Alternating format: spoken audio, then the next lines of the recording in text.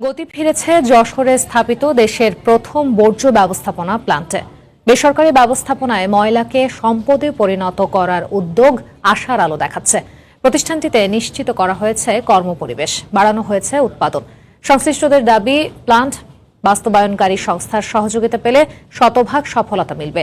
এদিকে পরিদর্শনে গিয়ে এডিবি প্রধান প্ল্যান্টের শতভাগ সুফল পাওয়া সম্ভব বলে মত দিয়েছেন।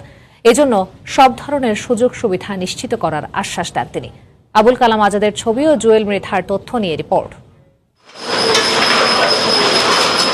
যশোর নড়াইল সড়কের হামিদপুর ময়লার ভাগাড়ে 2018 সালে নির্মাণ করা হয় দেশের প্রথম বর্জ্য ব্যবস্থাপনা প্ল্যান্ট। বর্জ্যকে সম্পদে পরিণত করতে 47 জন কর্মী নিয়ে ওই বছর আগস্টে প্ল্যান্টটিতে কাজ শুরু হয়।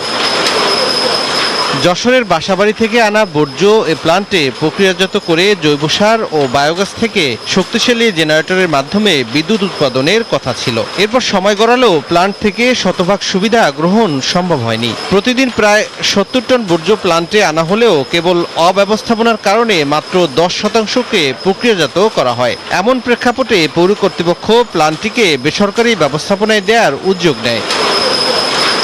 স্কেট ওয়েস্ট নামে একটি কোম্পানি চলতি বছরের এপ্রিল থেকে প্ল্যান্টটির দায়িত্ব নেয়। এরপরই গতি ফিরেছে প্রতিষ্ঠানটিতে। ইতিমধ্যে নিশ্চিত করা হয়েছে কর্মপরিবেশ, বাড়ানো হয়েছে উৎপাদন। 22 জন স্টাফ আছে, কাজের গতিও বেড়েছে, মালের প্রোডাকশনও ভালো। সাবান সোডা পাচ্ছি, সপ্তাহে খাবার পাচ্ছি, ডাক্তার খরচ পাচ্ছি, ডাক্তার এসে আমার কাছে ট্রিটমেন্ট করছেন, আমরা পৌরসভার আন্ডার এগুলো পাইনি। আমরা হ্যান্ডওভার করছি, এটা 20 বছরের জন্য দেওয়া হয়েছে। এখন ওনারা ইনিশিয়াল স্টেজে আছে, আশা করি ওনারা সাকসেস হবে। ওয়েস্ট তৈরি করছি প্রতিদিন, এবং এটা কিন্তু যদি আমরা পটেনশিয়াল হিসাবে না দেখে যদি আমরা ওয়েস্ট হিসাবে দেখি, তাহলে খুব তাড়াতাড়ি এটা আমাদের হ্যাজার্ডে পরিণত হবে। এদিকে প্ল্যান্টটির কার্যক্রম পরিদর্শন করেছেন এডিবি প্রধান সহ ঊর্ধ্বতন কর্মকর্তারা। প্ল্যান্টের শতভাগ সুফল পাওয়া সম্ভব বলে মত দিয়ে সব ধরনের সুযোগ সুবিধা নিশ্চিত করার আশ্বাস দেন তারা। It is a right beginning, and I think the project will go to its right objective in days to come.